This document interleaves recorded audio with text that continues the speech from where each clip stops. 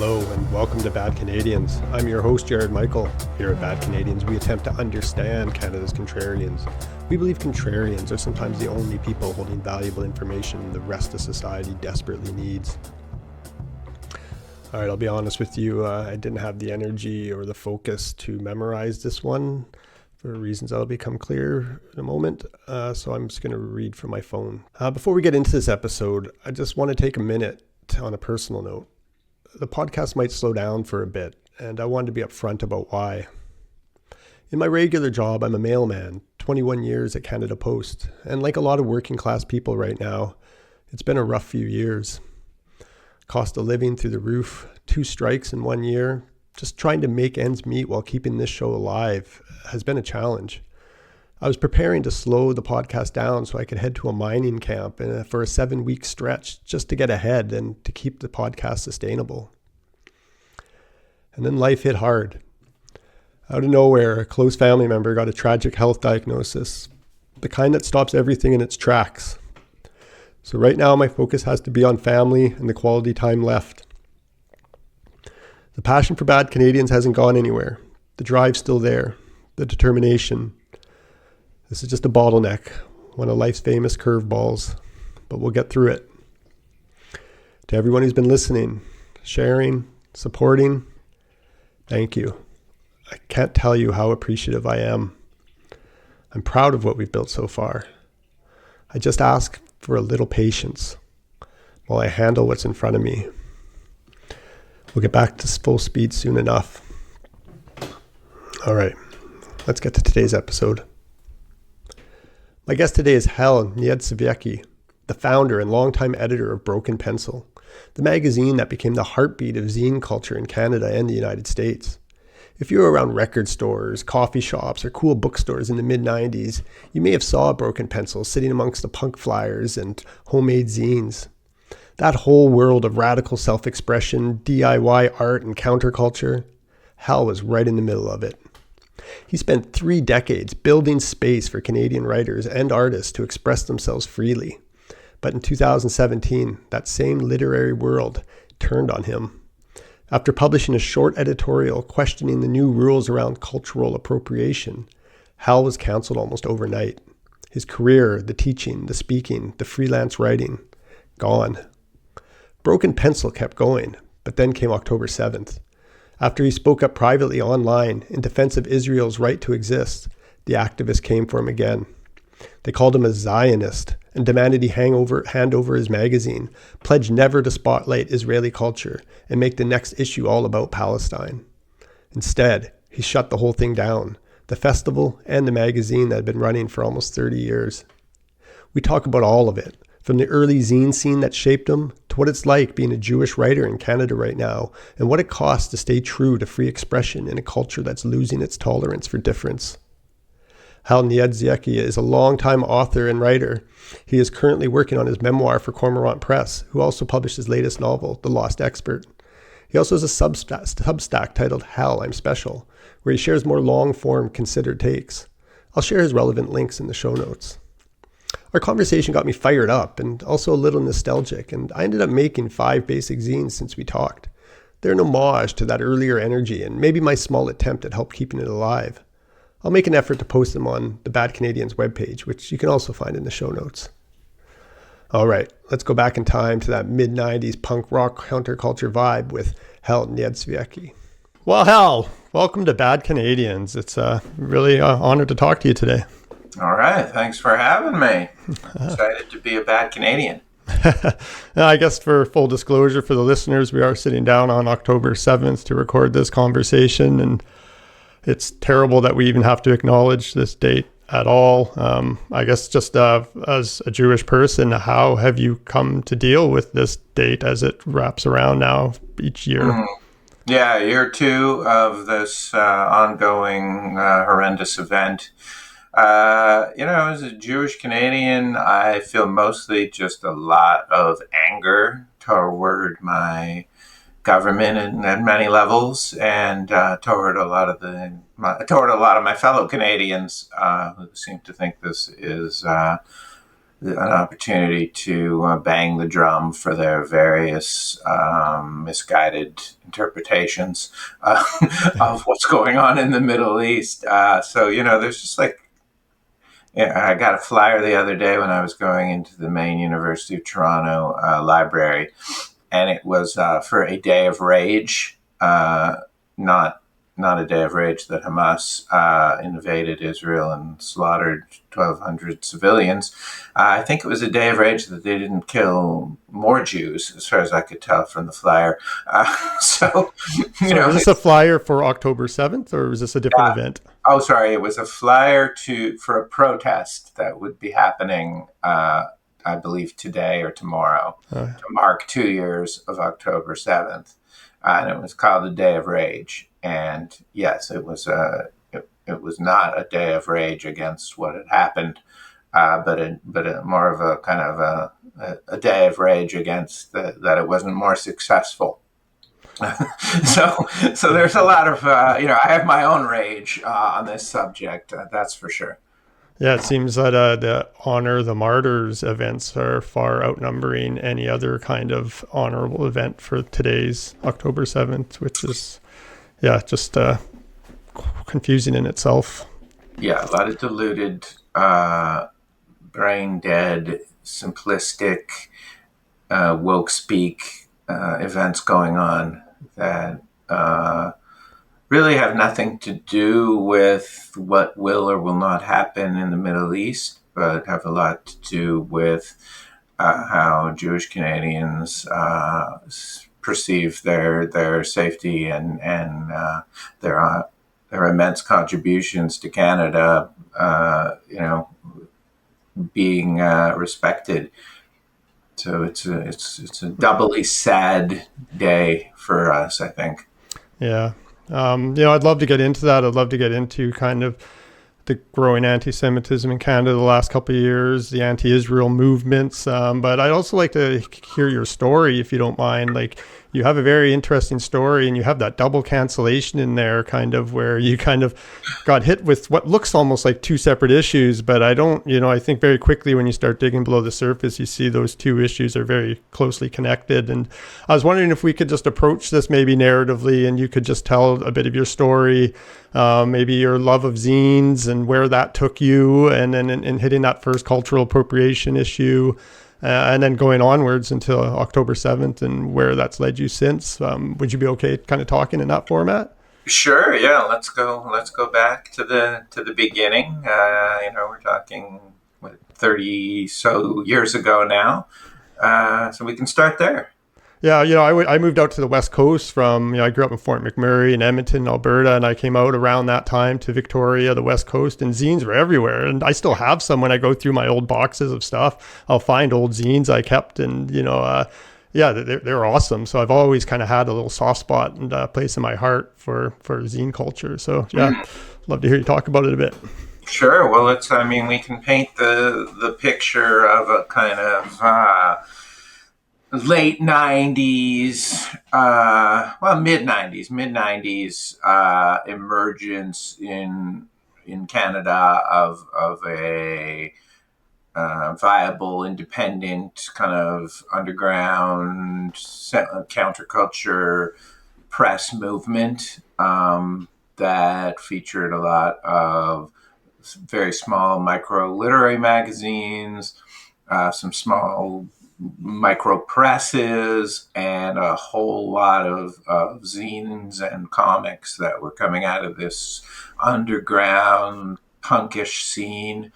And it was a really fun time. And I was at this time a emerging writer, and I wanted to contribute to this. I did not like the prevailing orthodoxy of Canadian literature.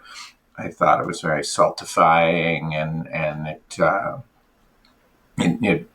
it was this, very celebratory toward a kind of rural, small town Canada that I had no experience with, and didn't really think was representing the country very well in terms of what we actually were at that time as Canadians.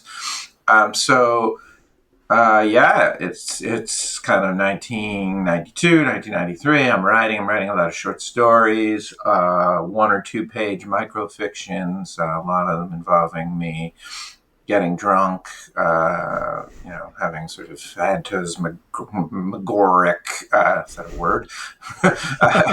Having, kind of very dark things happen, and then I'm starting to send these to the underground press at the time, knowing that the conventional journals, Grain, Fiddlehead, these are not going to be interested in my kind of writing. So I start to get published in things like Fish Piss out of Montreal or Black Cat 115, Jones Avenue, all these really small literary, micro literary magazines or zines. And then I had this idea that there's so much good stuff out there. Why not start a kind of magazine that would celebrate this and bring all these voices together and give them kind of a fighting chance to actually get more audience and recognition. And that became the magazine Broken Pencil, which was sort of the magazine of zines and independent culture, covering mostly Canada, but also stuff going on in other English language countries, primarily the U.S., obviously. So I had some knowledge, not so much of magazine publishing, but how to put together a publication on the cheap as a student editor. Um, Being an editor on various student newspapers. So we just started publishing this magazine. First issue in 1995. We did 2 issues a year, and then gradually we went to 3 issues, and then finally a real publishing schedule of 4 issues. And almost as soon as we started to publish, we opened a PO box, and we just started getting stuff. People just started mailing us zines, comics, books, leaflets, weird letters, postcards, you name it. We started getting the stuff in the mail, records, CDs, tapes, and it was a super fun time. There was a lot going on, not just in the Canadian underground, but in sort of the greater English language culture of the time that was going through a really interesting kind of semi-anarchist, punkish streak of do-it-yourself in so many different categories of creativity. Uh, yeah, I don't know what else. Maybe you can throw in a question on So what what we're. year about is that where you're getting a PO box and you're kind of getting 4 issues out a year? Is that like mid 90s kind of then? Well, the magazine starts in 1995. Yeah. The kind of getting organized and actually becoming a real magazine takes about 3, 4 years. Yeah. You got to picture me in my basement apartment, just rolling around in zines and beer bottles and notebooks and scribbling and not very organized. So it takes a few years to kind of be like, okay, how does one actually run a magazine? But over that course of time, from 1995 to kind of 1998, it becomes more professional and we start to meet deadlines and we start to apply for grants, which are sort of the bare minimum if you want to run a publication in the sparsely populated, widely distributed Canadian world. And so, yeah, kind of by, I would say, 2000, we are an established, more or less, thing that people are getting used to, and we start to get a few grants. Still much less funding than these the traditional literary magazines, but enough for us. And at this time, I'm working as an usher. I'm a van delivery driver.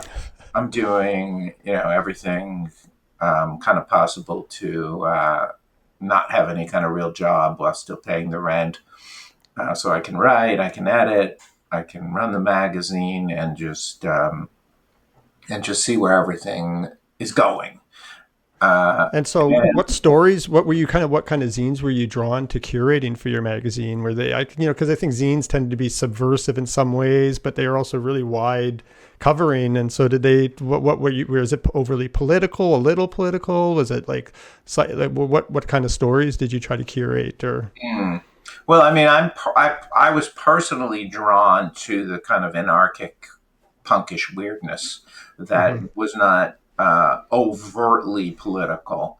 And there was, that was the bulk of the material, and that's why I was interested in it, because you would get material that would just be, hey, this is me, this is my life.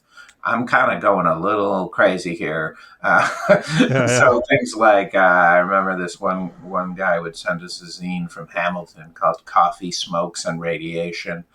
And it was purportedly just the everyday kind of impressions of a toxic factory worker in Hamilton, who went by the name Sam Geezer. And this was fantastic material. It was very radical in its own way, but not not orthodox kind of leftist takes on everything. It's kind of radical So self-expression of some kind. yeah, radical self-expression. That's very well put. And we get a lot of stuff out of disaffected high schoolers who were just writing about different things that they did not like in their lives. There was a zine that was reviewing the fading glory of kind of cafeteria style restaurants in department stores. A lot of zines that would have a sort of sly take on a pop culture phenomenon. One of the biggest zines of that time was Infiltration, the zine of going places you're not supposed to go, which was based out of Toronto, and so there was stuff about infiltrating the hidden subway station that had been built and closed, not used, and how you could get there, Right. or infiltrating the hidden floor of one of the hotels that had a closed epic ballroom that was used in the 40s. Wow. So this was sort of, it was a lot of pop culture viewed through an independent lens, a lot of really kind of taking back the idea that only kind of the mainstream could be innovative and entertaining. A lot of people who became very obsessed with something very stupid. Like there was a zine that was just drawings of Mr. T, and what was the deal with this guy? But they would connect with people because there was that. This was a generation, whatever generation I guess we were.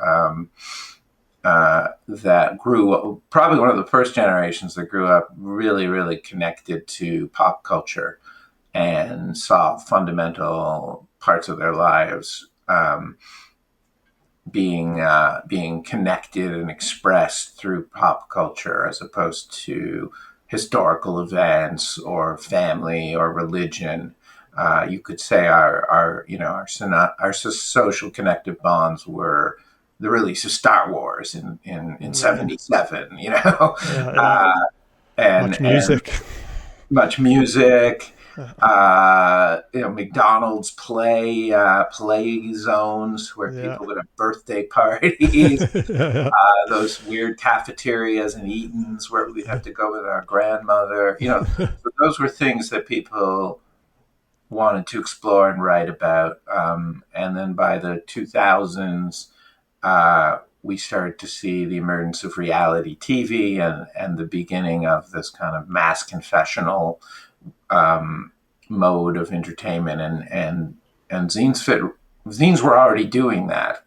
They were already, people were already producing an entire zine about how their sex life was miserable and no one wanted to date them, and they were, they were doing bad things out of desperation or whatever. Yeah. So zines were already kind of on the forefront of that, and they began to really surge and have their moment. And so the magazine also continued on this, on this upswing of interest in zine culture and unvarnished, independent, person to person connection.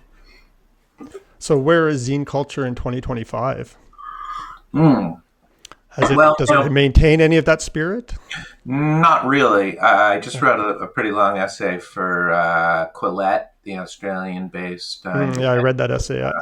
website. It was So a if great people essay. want to really get really in depth into it, they should look for that. But it's a struggle. I don't want to. We could talk for 2 hours just on that. But It just feels like the environment right now is just like feels exactly where zines would be hitting, just kind of pushing up against a lot of groupthink, a lot of orthodoxy. It just feels like this is a perfect environment to kind of have that expression. I can imagine so many people are feeling restricted and not able to express themselves. And is there another outlet for that to be coming out right now? yeah, I mean the outlets are the things we're doing right now. Podcasts. A lot of people are on Substack, Twitter feeds. Those are the outlets that most people are using now to push back against the things that are stifling free speech and expression. The zine world, for better or worse, was always kind of seen more as something within the left culture. Yeah. And so, zines came out of the 60s with kind of the underground leaflets and pamphlets and newspapers. And so they really had two semi-opposing ontological beginnings. One was the 60s and one was the punk scene of the 70s. And what has gradually happened over time is that zines have been kind of co-opted by by the left and its 60s, that 60s ideology of zines as counterculture politics. But now it's more like zines as just the mainstream politics. And so a lot of the zines being produced now will be like, stop trans hate, or zines about. I'm trying to think of zines about oppression. Yeah. This is how I'm being oppressed as a disabled person or a mentally what do they call? There's a kind of name for mental illness now that is used. A label, a label for many. a label for mental illness that is sort of like differently thinking kind of thing. Neurodivergent. Neurodivergent. There we go. Yeah. Now, ever since I left Broken Pencil, I've been out of practice with my woke speak. So there'll be a lot of zines, and they're very much within the culture as opposed to just outside it and opposing it. And so they're sort of collected by zine libraries on campuses, displayed at various pedagogical events, and quite frankly, they're all the same and they're boring. And I got a chance to go over to the Vancouver Museum and see they had a display on zines and zine history, and it was very disappointing. It was it felt for a zine. I don't know if you had a chance to see it or look at it, but for zines that were so diverse, I felt it was very narrow and yeah, Yeah, as I well. didn't see it, but I saw the book that was generated from it, and I read quite a bit about it. And yeah, so I talk about it actually in the Quillette piece Cool. where that's another strand where the kind of art world, which of course is completely I don't want to use the word controlled because it sounds like sort of a mafia kind of thing, but Captured. captured by a singular left ideology, also has kind of a few fingers in repurposing the zine again as purely a pedagogical exercise in this is the right way to think. So they're taking amazing, for instance, queer zines like GBs, that back in the day were really just, they were howls of rage, howls of yearnings for freedom, sexual freedom, and what they weren't at all were, LGBTQ to SS plus. They were not that. They were singular, individualistic. They were dark. Complicated. They were complicated, and so they take zines like that, and they repurpose them as these are the steps that we took to ascend to where we are now, which is we're almost at the perfect place for them, or at least on the sort of ideological college, campus, where you can. We won't even get into that. Well, maybe we can get into your first brushing with this orthodoxy and this new way of thinking. With your little contest you put on, if you want to maybe speak to that for a moment. Sure. So I'm editing Broken Pencil. It becomes quite. I'm not going to say established. There's always people who didn't understand it, but accepted, and it has a good readership, and people love it, and so to put it all sort of in context, from kind of 1999-ish to I don't know, let's say 2018 or so, I am able to run the magazine and make a living more or less as a freelance writer, because there is such a thing as freelance journalism that is well paid at that time. As the internet evolves and more media outlets struggle, my options dwindle, and I start to have. Sorry, I'm distracted because my neighbor next door is calling me, which is weird. You can take it. You can always edit something out if it's important. I'm just gonna throw him a text and make sure he's okay. On an interview, you good? Yeah, you want to make sure a bookcase didn't fall on him or something. Yeah, I mean, when your neighbor just to call you, you're like, I wonder what if they need you.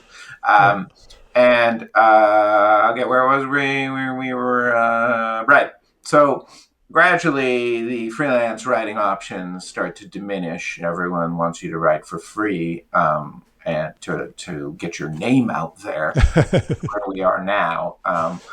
And I'm like, no, thank you. My name is already well out there. I'm trying to make a living here. So I start to, take on other gigs that interest me. And one of those gigs was to reconceive the Writers Union of Canada's pathetic newsletter into a real magazine. So before it was just kind of like a weird hodgepodge of mostly nostalgic pictures of Margaret Atwood and Michael Ondaatje, in the 70s or whatever. And so I was like, okay, what if we made this a real magazine? It's like, great, okay. So I start to, I I invent a magazine for them, and I start to run it, and everyone loves it. And then, of course, comes a time when there's a lot of pressure to conform to the ideological expectations. And that pressure comes in the form of, we need to do a special issue on every possible um, uh, purportedly oppressed kind of person, class, race, and and so I'm like, I don't really care, like, as long as it can be interesting. So we are doing an issue on indigenous writing and writers. Okay, great. And I am filling a spot that doesn't come in at the last second, and so I just dash off a thing based on what has been just some of the material that is, of course, incredibly dogmatic, that I don't find very interesting or helpful. And some of the material that is very interesting, and I'm sort of responding to that and filling this hole in the magazine. And this whole column is like 300 words or so. So it's a very short editorial where I jokingly say that we should have a cultural appropriation prize. That, in fact, cultural appropriation has been very misconceived within the Canadian literary circle, and that this is considered sort of the worst crime you could ever do would be to write from the perspective of someone you are not. Especially, if you are white and you try to imagine having a black character or an indigenous character. But I mean, the whole thing is obviously completely ridiculous, and everyone everywhere has always imagined being other races, classes, having disabilities you don't have. It's all just total nonsense, and if actually taken to its endpoint, would destroy literature, which actually is what's happening. So, well, it is. It seems that it is a core belief of anti-racism. Like when I read White Fragility, like over and over again, Robin DiAngelo says the differences between groups are greater than the commonalities of individuals. Like they're really pushing the idea that you cannot understand at all that someone from a different group than and I just find that just appalling. And like you said, I don't think it's the end of literature, it's the end of so many things, I think, if we follow that to an end. Empathy, but sorry, continue. Thought. Well, first of all, congratulations for reading White Fragility. I think you might be like one of 5. I don't want to admit how many times I've read parts of that thing over. I mean, I've read excerpts, but you're a better man than me. So, at the end of the day, I dashed out okay, I've looked at my He's not under a bookcase? He wants me to let his dog out at some point. Okay. I can do that. So at the end of the day, I kind of jokingly throw this thing out, and I'm like, let's have a cultural appropriation award, for best empathetic writing that imagines the lives of other people in a obviously non-racist, non-pejorative way. We're not. I'm not talking about anything that is. This is all about returning writing to sanity. Admitting that we, if I'm not allowed to write from the perspectives of certain races or religions or classes, all I can write about is Hal, middle-aged white Jewish guy, which is very bizarre and strange and insular, and also doesn't seem to apply. It seems like it's okay if a black writer writes about a white woman. That's okay. But it can't. But the white woman cannot write about a black character. So I mean, it's like, the whole thing is just like weird reverse racism, pointless orthodoxy, and woke speak. And I was just like poking a little fun at it. Um, and then what ended up happening is, of course, one of the writers who was in the magazine took a picture of half the editorial that I wrote, put it on Twitter, announced that my racism was on par with Hitler, and that and various American governors from the George Wallace or whatever. Um, and so that, it just took about maybe a couple of hours before I was completely canceled by everybody. And that's 20 years. Lots of good things that I have done. Perhaps Did more. did you know the bear you were poking at the time? Was it, or was that like a bit of a blind side? How fast and quick that happened to you? I mean, I knew I was poking the bear, but I thought I was doing it quite gently and with a kind of good sense of humor and a sense of Mm. fun and respect, um, which I was. I mean, if you read the editorial, there's absolutely nothing wrong with it. I praise Indigenous writers as their emergence, being a really important and exciting aspect of Canadian literature. Uh, and which is completely true, valid at the time, less so now, because it's again become a very pathological thing. um, uh, and Indigenous writing has lost some of its vibrancy and excitement as it's being sucked into the group think, unfortunately. But at the end of the day, I did not. I thought that I had the cultural capital and the right perspective and tone. Um, and so yeah, of course, I was completely blindsided and surprised that I was being run over by a truck of hate.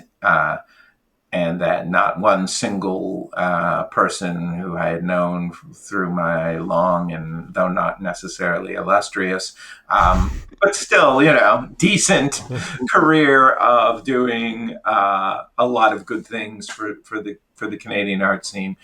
There wasn't one single person who would Wow.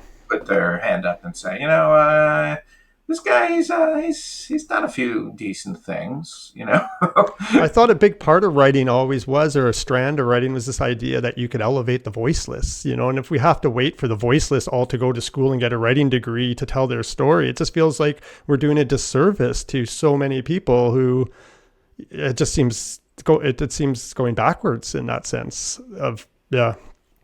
No, I would agree with that. I think it's a sort of bizarre paranoia. It's a kind of privileged elite leftist idea that the that only that only the correct voice can only come from the correct person. And it's just a total nonsense idea. And of course, if someone writes from a perspective that they consider an oppressed group, such as an Indigenous writer, but they don't agree with the orthodoxy. They say, hey, I don't hate Canada, for instance. Mm. Um, which of course you have to hate Canada. It's the worst place in the world, and they will also be immediately just thrown out in silence. I had Indigenous writers who defended me privately. I even had a few who tried to defend me publicly, and they were completely silenced. I had an Indigenous writer tell me that she herself was denied publication because they believed that she had sort of written from the perspective of a tribe or region of indigenous culture that she was not from. Yeah. And so she was denied the publication of, I think it was a YA book or a children's book. So this goes very, very far. and, Yeah, it's a weird diversity that where everybody looks different but has to think the same. yeah, that's It's a exactly very it. yeah, And the idea, of course, is that every if you're disabled, you will every single disabled person will have the same uh, opinion, and it yeah, has to be the right opinion. And indigenous, black, Asian, which is of course could encompass billions of people. The whole yeah. thing is again bizarre, reprehensible, uh, and what's amazing about it is how quickly it sort of colonized the the discourse, and how Mm-hmm. it had reached that point where in a magazine for writers, by writers, available only to the members of the Writers Union of Canada, you couldn't even throw out a few questioning ideas around this. You couldn't even say, hey, maybe we need to rethink some of this. Yeah. It's this is if you can't have that discussion in that place, uh, where could you have it? Yeah. Yeah. And it was just immediately, this is hate speech. Words are violence. You're violent. Yeah. Yeah. uh, I mean, people literally were taking to the various corners of the internet and culture to talk about how I had attacked and defiled every Indigenous person in Canada. A really bizarre commentary. And Jesse Wenty, who is a CBC voice, he went on one of the big CBC shows and read the names of each person in the issue of the magazine who had been published, and then he broke down crying. It was this incredible performance. It was as if I had shot them. Uh, Wow. Going back to October 7th, nothing like that has appeared Yeah. anywhere in Canada with even remotely that level of of despair. And this was taken so seriously, and many of the names that he read had emailed me and said, "Hey, look, you're a cool guy. I don't know what this Yeah. is all about. I don't even support this." So how did you survive? It sounds like you professionally survived this, maybe socially paid quite a cost and probably had to deal with the social costs, but Mm. Broken Pencil survived this first, you moved through this one, I guess, somehow. Yeah, I mean, Broken Pencil itself survived, I think, because it was kind of, it had always been perceived as being, of the left and part of the cultural movement, and that was approved. I wasn't the editor anymore. I was the publisher, and there were a bunch of calls for Broken Pencil to be boycotted, but it just didn't take, because it was a different publication and a sort of different set of issues. And Other than that, I was completely canceled. So, I All right. used to be a pretty regular voice on the CBC. I used to be, if it used to be that if I wanted to write for any of the kind of bigger publications and had a decent take on something, I would be welcomed. Yeah. All of that was immediately gone. I was persona non grata. And, I used to teach, pick up the occasional writing course. So none of those things could ever happen again. And still to this day, none of those things could ever happen again. So, I survived because I have a family and I have a life. And, I mean, socially, I would say I lost 80% of the people that I would have considered my not my friends, but my peers and associates. You know, to this day, I might see them somewhere and they'll pretend they didn't see me, or they'll come over with crocodile tears and ask me how I've been. How are you okay? But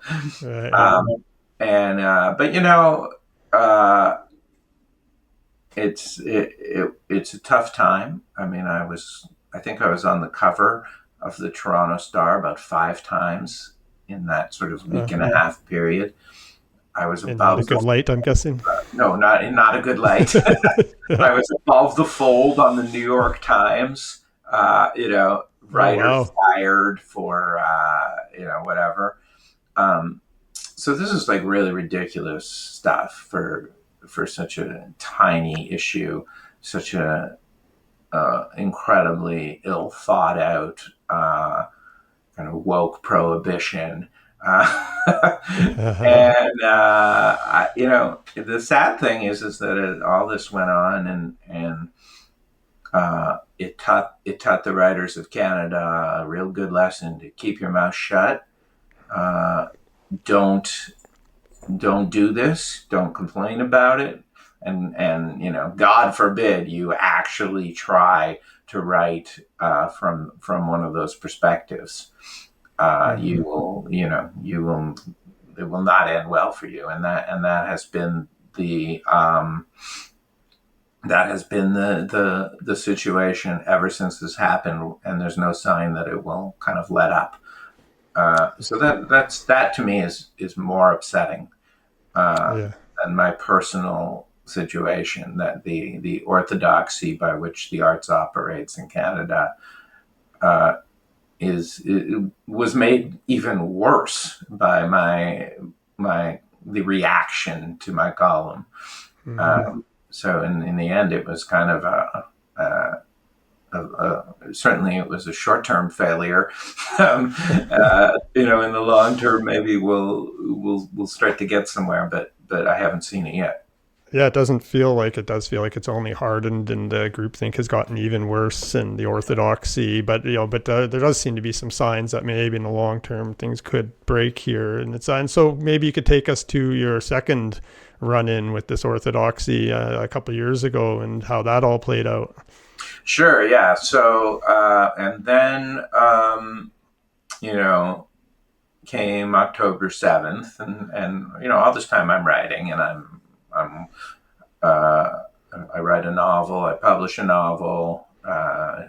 It's made very clear to me that I'm not welcome, but I can in the kind of mainstream publishing circles where I used to travel. But I carry on because what else are you going to do? And it doesn't matter as much as it used to anyway.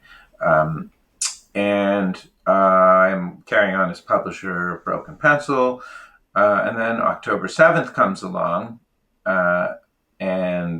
So exactly 2 years ago, it's hard to believe. And that whole year from October 7th into the summer, I'm having a lot of difficulties with the left take on this, and I'm feeling a lot of anger, and I am starting to express that anger on my own personal social media, mostly on Twitter, and I'm saying what I want to say, which is it's certainly I'm not saying it as the publisher of Broken Pencil. I'm not saying it in any way connected to anything other than my own individual voice. And what I'm essentially saying is, how can you be protesting in favor of Hamas? What about the hostages? Well, by the way, if this is a genocide, this is the worst genocide ever. You could kill millions of people in a couple of months, as has been proven multiple times. So I'm not seeing the genocide here, so on and so forth.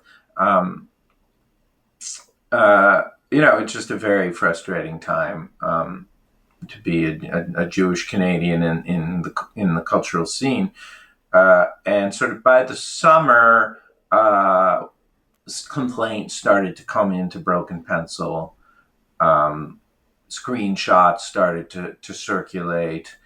Some prominent zine voices started to say that I was a Zionist, which became sort of like, Zionism became the new racism, to say that in left wing circles.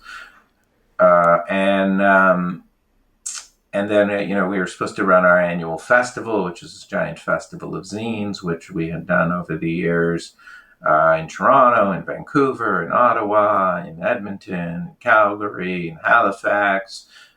So we were, it had kind of died, struggled, of course, during the COVID times when we were just coming back and doing one in Toronto, and people started to say that it had to be boycotted because of the association with the Zionist Hal Niedzviecki.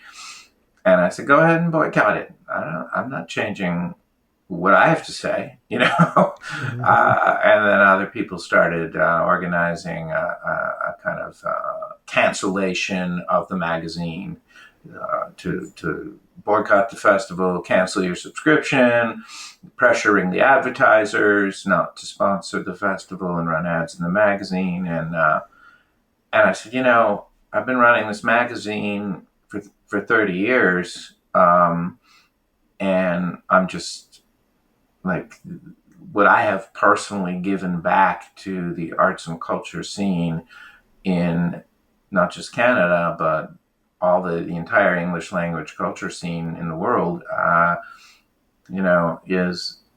it's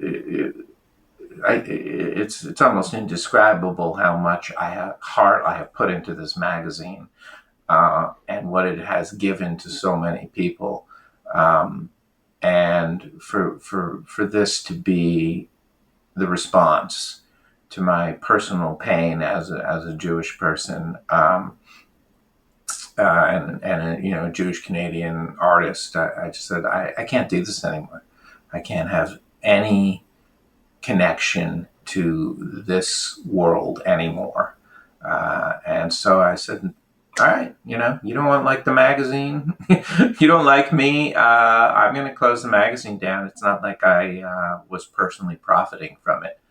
There was a lot of people saying, we demand to know how much Zionist Hal Niedzviecki is getting paid by the Israeli government to run his magazine. Sorry, kids, the answer was zero.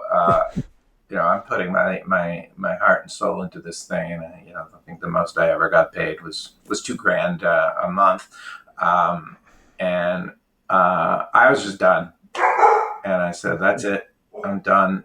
I'm not publishing anymore. And of course, then there was, more outrage that I was closing the magazine down, as if I owed it to them to hand the magazine over.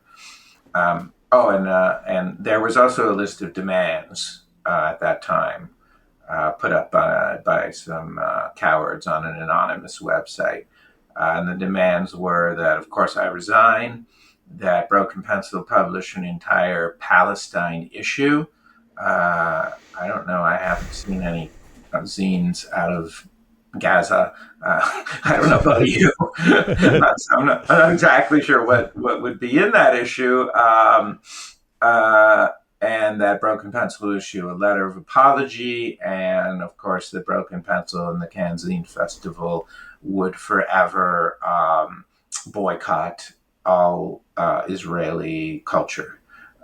So there was this, insane list of demands that then I think it was ended up being 400 or 500 people signed this document, many of whom I knew personally and had personally uh, had personally benefited from the work of Broken Pencil, reviews of their books, reviews of their zines, coverage of their cultural antics. So it was a really depressing time, and I just had enough. And I was canceled again. Um, this time I kind of was not surprised, and I wouldn't say enjoyed it. It was sad and depressing, but I it fueled my anger, and it and my feeling that there was really not a lot left for me in the cultural scene of Canada, that had just been completely taken over, captured, as we use that word, by this left orthodoxy, and I was done. I'm sorry to hear that. That is just an absolute tragic story, and just you can feel the passion and the heart you put in that, and it is just not an uncommon story. This ideology seems to excel at just destroying beautiful things without thinking twice about it. It's just these, it's unbelievable that. And so, would it be fair to say in the literary world that it's kind of like the gender ideology discussion right now, where I think people think it's really complicated and murky, but the reality is if you just say something as simple as like only women give birth, you're now in trouble. It doesn't have to be more. So would it be similar where, this Middle East thing is so complicated, Israel seems like they're up to something, would it be just, to say that just saying Israel has a right to exist as a country, that's enough now? Like that's too far. That is going to get you canceled in the literary world. Yeah, absolutely. That will get Right. you. Okay. That will get you off any consideration for any prizes. That will keep you from appearing on the CBC. It will keep you from getting reviewed by what little the mainstream still does by way of book reviewing. Basically, any thing that is not a full blown, Israel is an apartheid, genocide country. Anything that deviates from that narrative is not allowed in the Canadian art scene right now. I mean, Well, there's, so boycotts of Israel, which are really just boycotts of Canadian Jews in the arts, because Israel does not have anything in their entire history of the 15 independent theaters in Canada that signed this boycott. None of them have ever put on an Israeli show, so I don't think there's no danger. It's a symbolic signifier. We don't want Jews here. right, yeah, yeah, that's and so do you feel that to change this, it's going to have to be grassroots, or do you think what would you like to see? How would you like to see the Canadian government, municipal governments, every level of government be reacting to this? If you're not, if you're angry at how they are. Well, I mean, first of all, I'm looking at it through the arts lens. I don't see why organizations that are spewing hatred, openly celebrating mass murder and rape, uh, telling lies, boycotting the only Jewish country in the world. Um, I don't see why these organizations are receiving extra funding for their actions. I would like to see consequences. They should be defunded. If when they hold events praising a terrorist organization like Hamas or the Houthis, they should be held responsible for the hate that they are putting into our country. And right now, that is the opposite is happening. This seems to Yeah. be considered some sort of celebration of diversity. Uh, these hateful, insane rants. You're going to announce a boycott of the only Jewish country on the planet, but you're not boycotting any other country. You're not. You're not. Yeah. You don't have any scrutiny for a single other country on Earth. Um, Many of which are embroiled in far worse and far less understandable actions than what is going on in Gaza. So to me, it's just it's basically hate speech that's couched in woke rhetoric, and it shouldn't be allowed. And these arts councils, for instance, are talking out both sides of their mouths. On the one hand, everything is about diversity and multiculturalism and celebrating those who supposedly were once oppressed or are still oppressed. But for Jewish Canadians, there's nothing. It's it's Yeah. it's game on. They can only be the oppressors, despite being a tiny, less than 1% of the Canadian population, and being part of the most oppressed uh, religion and culture ever. Ever, right? So Well, it's a bizarre. Like, to me, it's just bizarre, and it has to stop, and that accountability has to come from somewhere. Unfortunately, there is no. There are very, very few voices in the political scene, municipal, provincial, federal, that will stand up and say, this is wrong.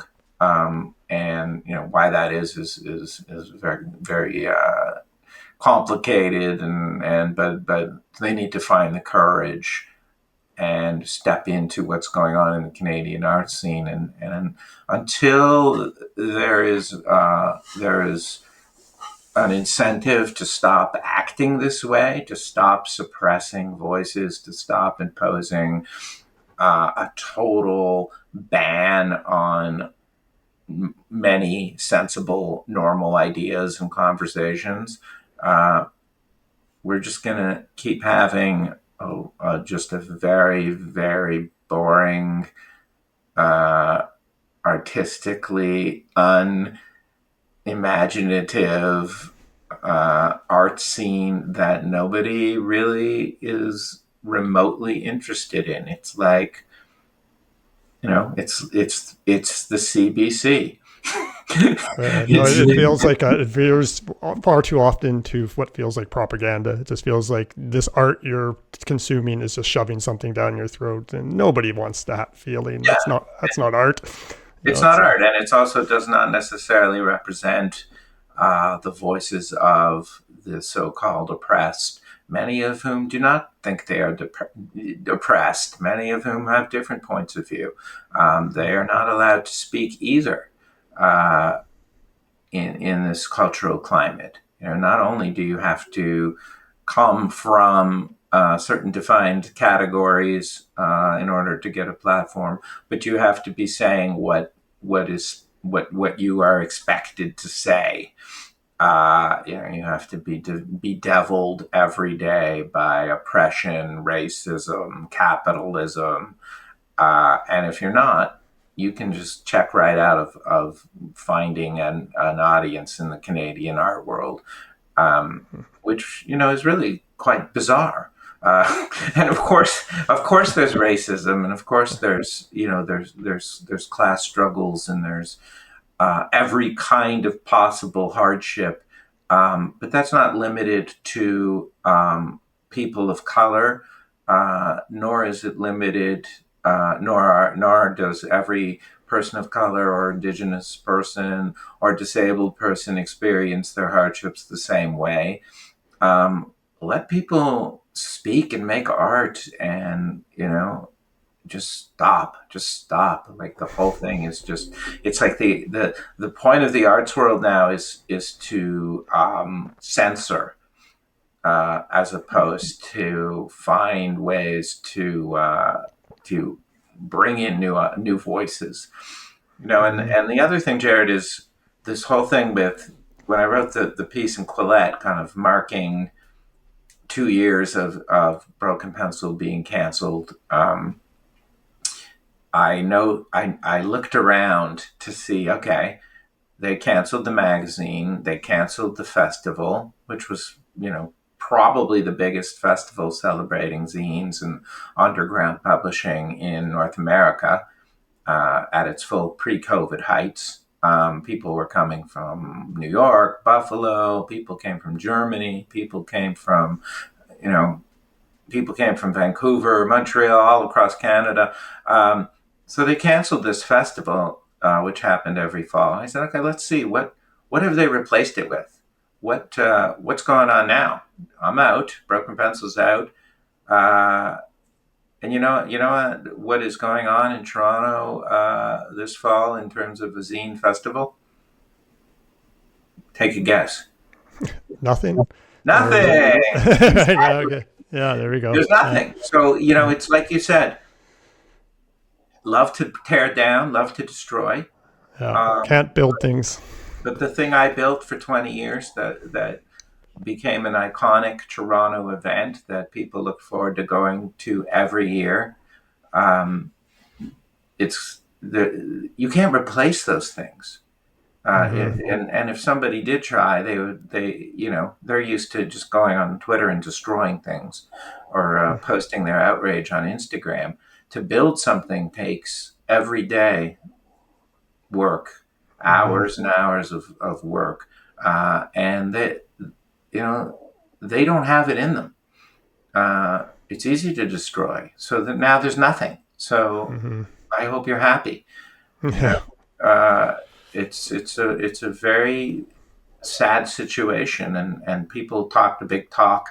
Somebody put up a thing called Cantzine, which was a play on Canzine, and saying everyone needed to boycott Canzine, and that they would start working on replacements, festivals.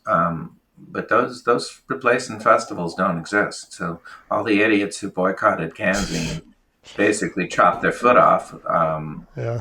And now they're hobbling around on one foot. They're making zines, maybe still, but they have lost one of the best ways to reach an audience. It's very frustrating. Yeah. Well, as we kind of come near the end here, I did want to kind of just drill on this one issue of this growing anti-Semitism, in Canada these last couple of years. Been really, I've kind of grew up on the left as well, and I don't have a Jewish background and didn't really encounter many Jewish people growing up, and so in reflection, I think I had kind of an anti-Israeli bias for a lot of my life growing up, just because that was the waters I swam in. That was everything I ingested came through those channels. I was always very vetting things without noticing I was vetting things. And then when I, maybe about 10 years ago, 10 years ago, I started encountering people encouraging me to get a different perspective. And so I went back and I started reading books from an Israeli perspective, going right back to the ancient times and the history of the Jewish people in the Middle East, and then right through to the centuries before, the Ottoman, all that stuff. And of course, when you go through a process like that, I came out with a very different view, of the formation of Israel, why it exists, but you are swimming in those waters too, but you obviously probably didn't take on that same anti-Israeli bias I did.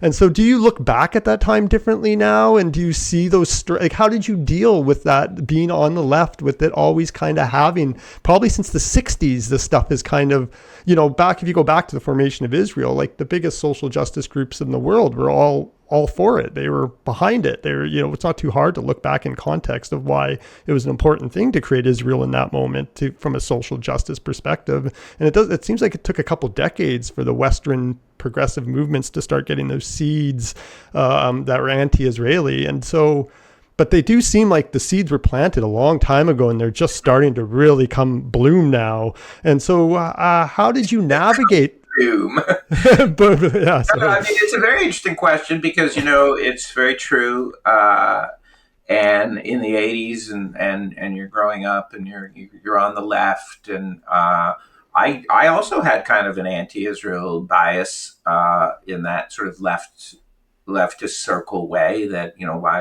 why are we why aren't we just giving people giving the Palestinians their own country, and where we're doing bad things on this front. And I did have that bias. I mean, I had a general love for Israeli culture, and a much deeper understanding of it, but I never really delved into the Palestinian issue. I just assumed that it was one of those things where government is wrong, which is how I thought for most of my 20s, right?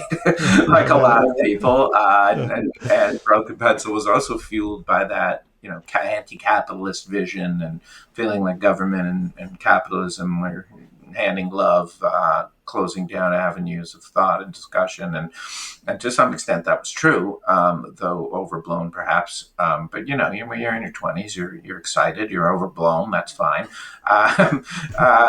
But gradually, of course, as I grew older and learned more about the different aspects of what had went on, I realized that probably 90% of my viewpoint had been kind of shaped by this leftist ideology that saw the Palestinian freedom fighter as this heroic Kafiyad individual who only wanted freedom. The reality is very different. I definitely encourage people to read widely, read Palestinian sources, read Israeli sources, come to your own conclusions. And I'm not saying that I endorse everything Israel does, and that this is, that I'm a huge supporter of the current Israeli government.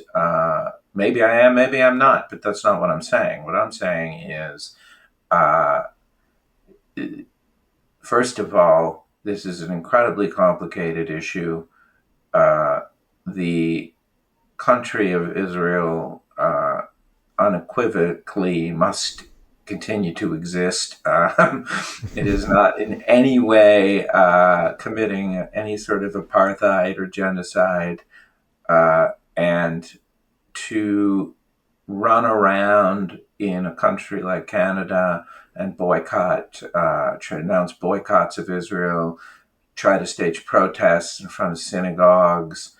My kid went to Jewish school during this time of October 7th. There were people on the streets in front of her school protesting. They were asked to leave through the back alley for their safety. Added security guards, police car in front of the school every day. This is not Canada. This is anti-Semitic hate, just being couched in the guise of, oh, we don't like Israel. That's fine. Go protest in front of the Israeli embassy. What are you doing here? To try to blame the Canadian Jews for this, for Israelis' actions is, of course, anti-Semitic and very, very painful to Canadian Jews, whether they accept, whether they support Israel or not. And I do support Israel wholeheartedly, but I have no say in their actions, regardless. Yeah. And I can support them or not support them as a proud Canadian who has the right to make his own decisions. The Jewish people in Canada being subject to relentless anti-Semitic hate, and it's got to stop. Again, we have this question of who at the top is going to come out and put an end to this. Yeah. Uh, Yeah. and Well, we've had enough. And I think the general tenor of the Jewish people, Canadian Jews, is not we're afraid. It's we're disappointed and we're disgusted, and we've contributed so much to this country, and is there a future here? Are my kids going to go apply for jobs and they're going to say, hey, you're Jewish. I don't know what. I don't like. I've heard Jews like genocide. Like, is that going to be the future of the Canadian Jew? And that sounds maybe over the top, but it's already happening. Uh, the stories of scenes like that are already circulating, and if the Jews leave Canada, that's going to be our that's loss. that's going to be very, very devastating. I'm a first generation Canadian. My parents came from Poland and Russia, and in very difficult, horrible circumstances. And we love this country, and we just want to build it. And that part of what I wanted to do with Broken Pencil uh, is probably one of the biggest kind of wounds for me. Is that I wanted to come in and build something beautiful and give back to this country. That, however grudgingly, did eventually accept my grandparents' parents. And I did that. I did that for 30 years. You're just you're contributing in a different way now. Maybe it's not artistic, and maybe, but you did. That's a great essay you wrote in Quillette. It's so maybe you're going to contribute and help us get sane. Bring some sanity back. And Yeah, I hope that's so. what we need right now.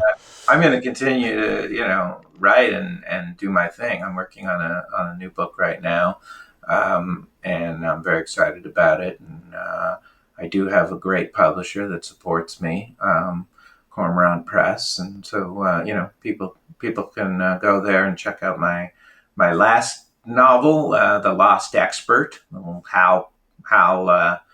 How push here. Yeah, where else can people find your writings and your thoughts? Yeah. I mean, like my last book, The Lost Expert. It's a novel. You can get it Amazon, Indigo, bookstores can order it. You just have to whisper my name. Don't say it. Say it too loud. No, I do have a lot of love and support out there from my writing. I don't think that the general Canadian populace, if there is such a thing, has any animosity toward me at all. This is all very, very micro conflict inside baseball, but because it is such a small scene, this is where you end up.